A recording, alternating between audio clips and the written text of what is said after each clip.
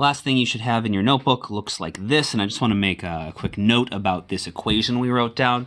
The way we derived this expression assumes that we had a constant force, and the reason for that is because when we did the expression delta v over delta t equals the acceleration, that is only going to give us the acceleration if the acceleration is constant. Otherwise, delta v over delta t gives us the average acceleration. But if the acceleration is constant, it works fine, but we're only going to have a constant acceleration if the force is constant.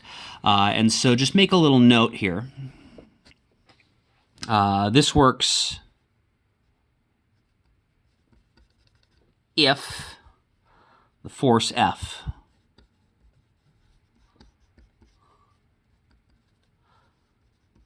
is constant. And that's not a big deal. Frequently the force is constant, or the force can be approximated as being constant, and you can figure out how much the momentum of a system changes based on that force and how long that force is acting on the system. That said, we obviously are going to have there's the possibility that we might have a variable force acting on a system where something is pushing or pulling on our object, that maybe it pushes harder and harder and harder, or it pushes, more and more gently, or it changes in some more dynamic way. Maybe it pushes and then pulls, so it changes directions.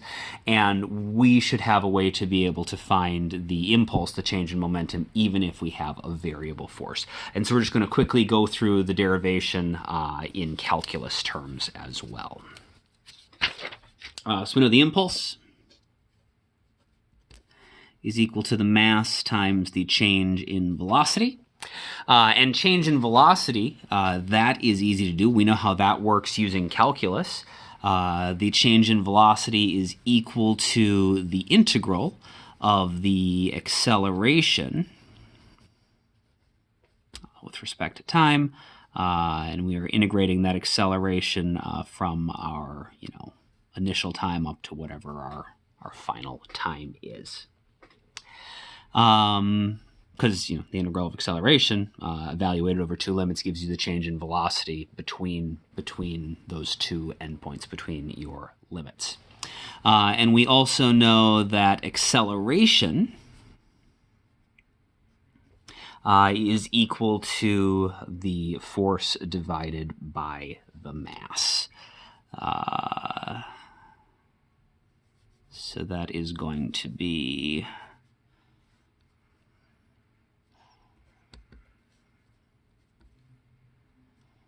Oops, lost my M there.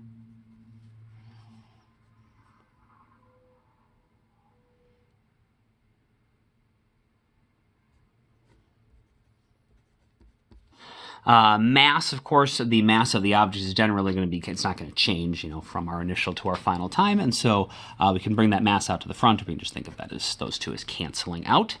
And so the other way that you can calculate the impulse on an object, or how much an object's momentum is going to change as some sort of variable force acts on it, is that the impulse is equal to the integral of our initial time to our final time of the force, which would be written as some variable with the written with respect to time. It would be, the force would be a variable expression. The expression with respect to time, and so if you integrate it with respect to time, we're going to get this. And of course, this works for anything.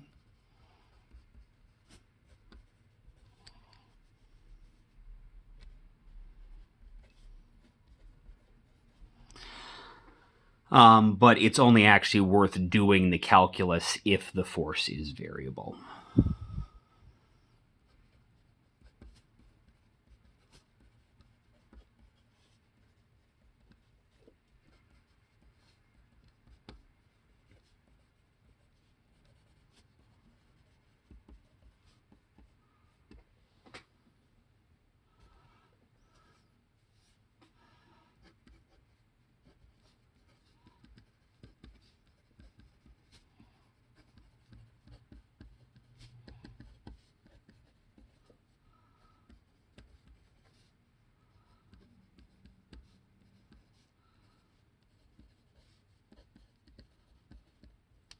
So this is true, but don't overuse it. We do the calculus when we need it, and when the algebra is going to be sufficient, we use the algebra. And the algebra expression is a lot simpler, just the force times the time. But we have calculus if we need it.